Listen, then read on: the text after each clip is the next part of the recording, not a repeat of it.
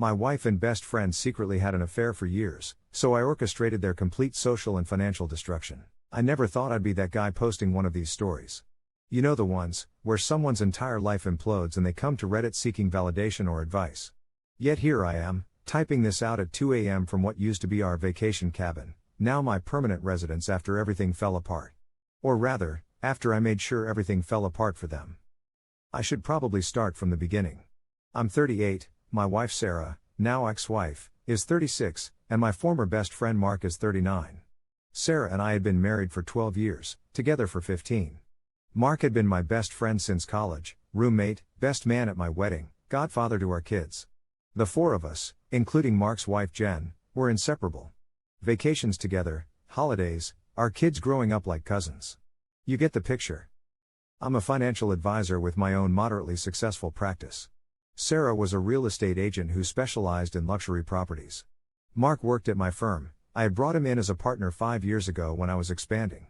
The agreement was 70-30 split, with plans to move towards 60-40 as he brought in more clients. Jen was a kindergarten teacher. We had 2 kids, Emma, 10, and Liam, 8. They had 3 kids ranging from 6 to 12. Our lives looked perfect from the outside. Nice houses in the same neighborhood, summer barbecues, winter ski trips. The kind of middle-class success story that makes for bland Christmas card photos. But I'm not here to talk about the good times. It was about 8 months ago when I first noticed something was off. Sarah had been working later, which wasn't unusual during the spring real estate season. But she was also growing more distant, protective of her phone, and our intimacy was basically non-existent. Classic signs, right? But when you trust someone completely, you rationalize these things away. She's stressed. Work is demanding. We're just in a rut. What really triggered my suspicion happened at a dinner party we were hosting. I noticed Sarah and Mark disappearing at the same time, and when they came back separately about 15 minutes later, something felt wrong. Their energy was different. A shared glance. I caught Mark adjusting his belt. Little things that most people wouldn't notice, but when you've known 2 people for 15 plus years, you pick up on the subtleties. I didn't confront them then. Call it denial or strategic patience, but I decided to watch and wait. I installed tracking software on our shared family iPad that Sarah often used. I began checking our phone records. I started accidentally coming home early or changing my schedule without telling her. Within 2 weeks, I had my confirmation. They had been meeting at a rental property Sarah was managing, a vacant luxury home perfect for their little rendezvous. When I saw both their locations at this property on a Tuesday afternoon, I drove there but didn't go in. I just sat in my car down the street, watching. 2 hours. They were inside for 2 hours in an empty house. But I still needed more evidence.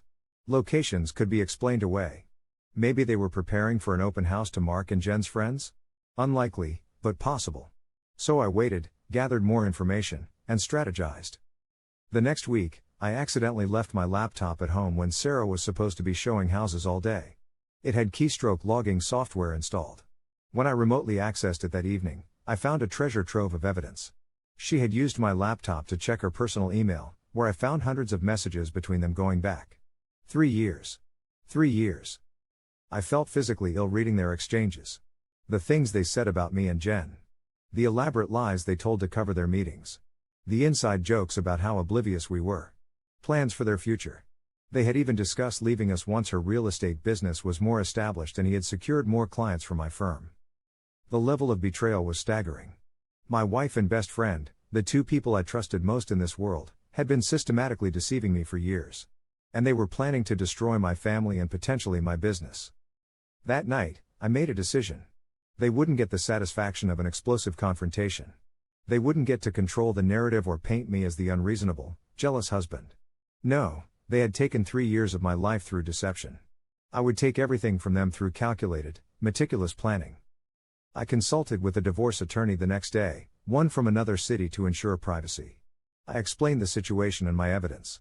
He advised me on gathering financial records, securing assets, and documenting everything. Most importantly, he helped me understand how to protect my children from the fallout. Over the next month, I became the world's greatest actor. I maintained our normal routine while secretly preparing my revenge. I made copies of all financial documents. I secured my most important clients with new contracts. I set up a separate bank account and diverted some of my earnings there, not enough to be illegal, but enough to give me a cushion. I took photos of all valuable items in our home and documented when and how they were acquired. I also began subtly revealing bits of information about Mark's business practices to select colleagues, nothing untrue, just the questionable corners he sometimes cut that I had previously overlooked. I started recording our business conversations as notes for later, really building evidence of his misconduct with certain client accounts. As for Sarah, I began encouraging her to invest more heavily in her real estate business. I suggested she take out a business loan for marketing and expansion. I fully supported her working late and even took on more childcare responsibilities to give her freedom to grow her career. I was setting the stage for her financial overextension. During this time, I also grew closer to Jen, Mark's wife. Not in a romantic way, but I genuinely valued her friendship and felt horrible about what was coming her way. We would have coffee while our kids had playdates. I learned more about their marriage, how Mark had convinced her to put her teaching career on hold to raise their kids, how all their assets were in his name for tax purposes, how he controlled their finances entirely. I started subtly encouraging her independence, suggesting she consider part-time teaching, introducing her to a financial advisor friend, not from my firm, for general advice. About 3 months into my plan, I had everything in place. The partnership agreement with Mark had a morality and conduct clause that could force a buyout at a reduced rate if one partner engaged in behavior that damaged the firm's reputation. My attorney had drafted the divorce papers. I had secured a rental property, ironically, through one of Sarah's real estate colleagues who had no idea what was happening. The trigger came when I discovered they had taken our kids and their kids on an outing together, using the innocent children as unwitting covers for their affair. That crossed a line I hadn't anticipated.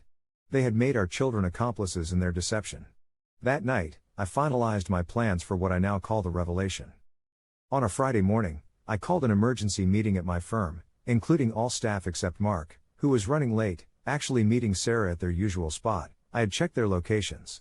I presented evidence of Mark's ethical violations with certain accounts, nothing related to the affair, just genuine professional misconduct I had documented. I explained that as the majority owner, I was exercising the conduct clause to remove him as partner, effective immediately. The staff was shocked but supportive, especially when I showed documentation of how he had misrepresented investment performance to several clients. I then called Mark and asked him to come directly to the office for an emergency situation. When he arrived, disheveled and clearly coming from his rendezvous, he found me, our entire staff, and 2 members of our industry's regulatory board waiting. The color drained from his face as I calmly presented evidence of his professional misconduct. I never mentioned the affair. This was purely business. Due to these violations of our partnership agreement and industry standards, I'm invoking the conduct clause. You'll be bought out at 40% of your partnership value, per section 12.4 of our contract. Your personal clients will be notified of your departure today, though they're welcome to stay with the firm. My voice was steady, unlike my thundering heart. He tried to argue, threaten, and then plead. But with the regulatory board members present and the evidence so clear, he had no ground to stand on. By noon, he had been escorted from the building, his office already being packed up by staff. While this was happening, another part of my plan was unfolding. I had arranged for Jen to meet me for coffee near our office to discuss a surprise anniversary party for Mark and Sarah. When she arrived, I gently told her I had discovered something devastating. I showed her selected emails between Mark and Sarah, enough to confirm the affair but sparing her the most painful details. Jen broke down completely. Through her tears, she kept asking why? Why would you show me this? I explained that she deserved to know the truth, that I had just removed Mark from the firm for ethical violations, true, though not the complete story, and that I was filing for divorce from Sarah. I told her I had already secured a good divorce attorney who could refer her to a colleague. What happened next surprised even me. After her initial shock, Jen's sadness transformed into cold fury. She called her brother, a lawyer, immediately. She asked for copies of all the evidence I had. Then she did something I hadn't anticipated, she called Sarah directly. I know everything. Don't go home. Don't call Mark. It's over. She hung up and looked at me with steel in her eyes. What's your plan for the kids? By 3 p.m., Sarah was blowing up my phone, which I ignored. I had already picked up our children from school, explaining that Mom and Dad were having some problems and we would be staying at our cabin for a few days. I had prepared them without revealing the ugly details, just that adults sometimes make mistakes that hurt other adults, and we needed some time to figure things out. I had their favorite toys, books, and comfort items already packed. Sarah finally got through when I was at the cabin with the kids. Her voice was frantic, oscillating between rage and pleading. How could you do this? How could you blindside us like this? she screamed. Interesting choice of words, considering you and Mark have been blindsiding me for 3 years, I replied calmly. It's not what you think. Don't insult my intelligence, Sarah. I've read every email. I know about the rental house. I know about your plans to leave once you had secured enough clients. I know everything. Her tone changed to desperate bargaining. She loved me. It was just a mistake. Mark had pressured her. We could work through this for the kids. The divorce papers have been filed. You'll be served tomorrow. I've already moved funds to separate accounts as advised by my attorney. The cabin and kids are with me for now. I suggest you use this time to find someplace to stay, as I'll be keeping the house per my attorney's recommendation given the circumstances. You can't take my children, you can't take my home. She was sobbing now. I'm not taking our children. We'll work out custody through the courts. As for the house, we'll see what the judge says about property division when one spouse has been having an affair with their husband's business partner for 3 years. I'll tell everyone you were abusive. I'll ruin you. Her desperation was turning ugly. Go ahead. I have 3 years of evidence showing you were happy enough to leave our children with your abusive husband while you slept with Mark. I have your emails discussing how great a father I am. I have our couples therapist who will confirm you never mentioned abuse in our sessions. But most importantly, I have the truth. The next few days were a blur of legal meetings, emotional conversations with our children, and dealing with the fallout. Mark tried repeatedly to contact me, threatening lawsuits over the partnership dissolution, then begging for another chance, then offering financial concessions if I would just stop this madness. I blocked his number after sending one final text, contact my attorney from now on. Sarah was served divorce papers at her sister's house, where she had fled after finding the locks changed at our home, legally done, as my attorney had secured a temporary residence order given the circumstances. The papers included all the evidence of her affair, a request for primary physical custody, and terms for division of assets that reflected her betrayal. Within a week, the affair was public knowledge among our social circle. I hadn't broadcast it, but Jen had told a few key friends, and Mark's removal from the firm created inevitable questions. Sarah's real estate colleagues learned why she was suddenly taking personal time. The parents of our children's friends heard various versions of the story. But I wasn't finished. Remember that business loan I had encouraged Sarah to take for her real estate business? It was secured against her potential future earnings, which were now in jeopardy as her reputation in our community collapsed. The loan officer, coincidentally a client of our firm, was made aware, through proper channels, that her income situation had drastically changed. As for Mark, the regulatory investigation I had initiated uncovered more misconduct than even I had documented. His professional license was suspended pending a full review. The clients who had followed him from my firm were contacted by the regulatory board about potential misrepresentation of their investments. His carefully crafted professional image was in tatters. Update: it's been 4 months since the revelation day. I'm still living in our cabin, though I spend part of each week at the family home with our children. The divorce is proceeding, with a temporary custody arrangement giving me the kids 5 days a week. Sarah's work schedule and newly unstable housing situation made this the most sensible arrangement according to the court. The financial fallout for them has been significant. Mark remains suspended from practicing in our industry and is working at his brother's construction company. His divorce from Jen is even messier than mine, as they had no prenuptial agreement and she had sacrificed her career for his. She's back to teaching now and doing remarkably well under the circumstances. Sarah's real estate business has essentially collapsed. Many of her clients were from our social circle or referred through my firm's connections. The business loan is in default, and she's facing a serious financial crisis. She's been trying to rebuild her client base in a neighboring town, but the industry is small, and word has spread. Our children are in therapy, which is helping them process everything. I've been careful to never disparage Sarah in front of them, though I've been honest in age-appropriate ways about why our marriage ended. Mom and Dad both made choices, and sometimes choices have consequences that change our lives. The hardest questions come at bedtime. Did Mom stop loving us? Why did Uncle Mark help Mom hurt Dad? I have no perfect answers. Some mutual friends have suggested I was too harsh, that I could have confronted them directly rather than destroying their lives. But here's the thing, they spent 3 years plotting to destroy mine. They discussed taking my children, my clients, my dignity. They laughed about my ignorance in their emails. They used my trust as a weapon against me. Their plan was calculated and cruel. My response was calculated, yes, but it was ultimately just exposing the truth and enforcing the natural consequences of their actions. I never lied. I never fabricated evidence. I simply revealed what they had done and ensured they couldn't continue benefiting from their deception. Edit: a lot of you have asked whether I feel guilty about how things unfolded, especially regarding the kids involved, both mine and Mark and Jen's. This is the most complicated part for me. Do I regret that 5 innocent children have had their lives upended? Absolutely. Do I feel responsible for it? No. Sarah and Mark made choices for years that put all of our children at risk. They were willing to blow up 2 families for their own gratification. I just made sure they couldn't control the explosion or shield themselves from the shrapnel. As for Sarah, she's been reaching out more lately. The initial rage has subsided, replaced by what seems like genuine remorse. Last week, she sent a heartfelt letter apologizing for everything, acknowledging the depth of her betrayal, and asking if we could eventually find a way to co-parent more amicably. I responded politely but firmly that while I'm committed to effective co-parenting, our relationship will never extend beyond that. Trust, once shattered so completely, cannot be repaired. Mark's situation continues to deteriorate. The regulatory board has extended his suspension and is now pursuing further sanctions based on what their investigation uncovered. 3 former clients have filed complaints seeking financial restitution. His brother recently asked him to find another job, as his presence was creating tension at the construction company. Last I heard, he's living in a studio apartment and driving for a food delivery service at night. The man who had everything, successful career, beautiful family, respected community standing, now has almost nothing. And it was all his own doing. I saw them together once, about 2 months ago. I was picking up dinner from a restaurant in the next town over, and they were huddled at a corner table, looking depleted and tense. They didn't notice me.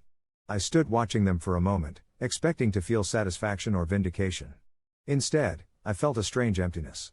These 2 people had once been the most important adults in my life, and now they were strangers, pathetic, diminished strangers.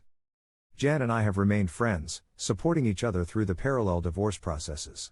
Some people have assumed we might become romantically involved, a neat symmetry to counter what Mark and Sarah did, but we're both very firm about maintaining appropriate boundaries. Our children need stability, not more complications. We do family dinners occasionally and help each other with childcare.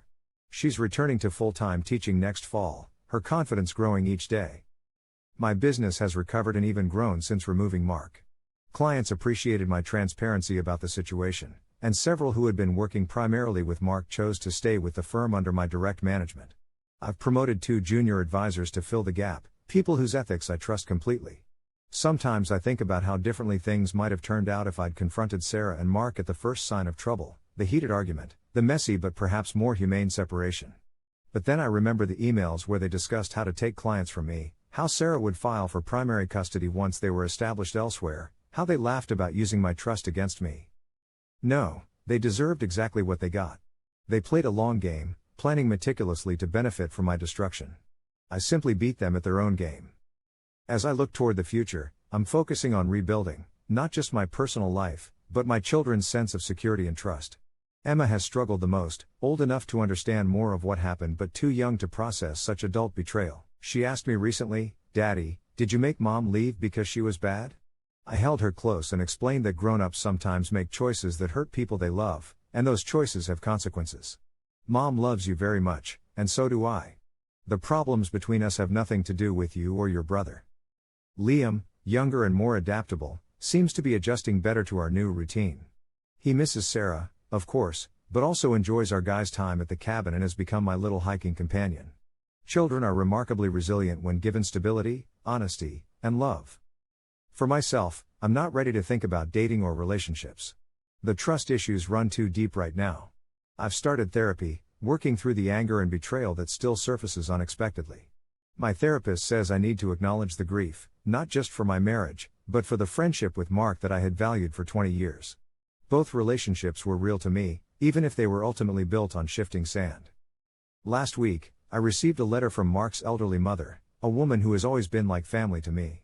Her words cut deeper than anything in this whole ordeal. "I raised him better than this. I'm sorry he failed you as a friend, as a business partner, and as a decent human being. You were always like another son to me, and that hasn't changed." I sat in my car and wept after reading it, the first real tears I've allowed myself through this entire process. Some people have called my revenge excessive, saying I should have taken the high road. But I believe I did take the high road. I simply made sure it went straight through the wreckage of their betrayal. I didn't fabricate consequences, I ensured they faced the natural results of their actions. Their professional problems stemmed from actual misconduct. Their social ostracism came from their own deception. Their financial difficulties resulted from their own poor planning, assuming they could seamlessly transition from betraying their spouses to living happily ever after. The courtroom drama continues to unfold, with Sarah fighting desperately for a more favorable financial settlement and custody arrangement. Her attorney has tried various tactics, claiming my vindictive response demonstrates anger issues, suggesting I used my financial knowledge to hide assets, even attempting to paint her affair as a response to an emotionally distant marriage. But the evidence tells the true story, and so far, the temporary agreements have all favored my position. Final update: it's now been 6 months since everything fell apart. The divorce is nearly finalized, with terms largely in my favor regarding the house, finances, and primary custody. Sarah will have the children every other weekend and one evening per week, less than she wanted but more involvement than I initially favored. My attorney assures me this is a reasonable outcome given the circumstances. Mark's professional discipline concluded with a 5-year ban from the financial industry and significant financial penalties. He's left town entirely, moving to another state where his cousin offered him work. I heard he's trying to reinvent himself there, telling people he's starting fresh after a business setback.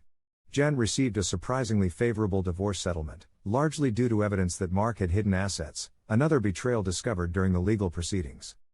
Yesterday, I ran into Sarah at our daughter's school concert.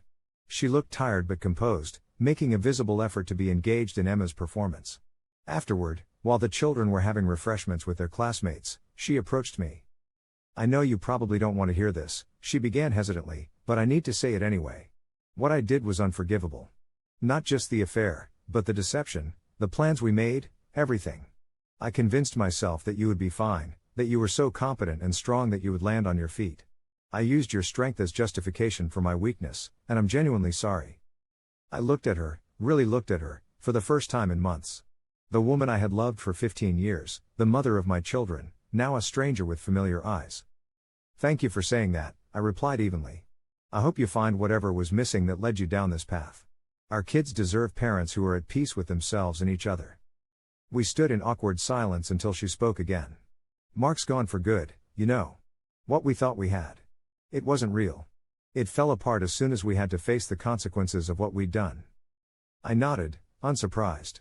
Affairs generally don't survive contact with reality. "Do you think you'll ever forgive me?" she asked, her voice small. "Not for my sake, but for yours.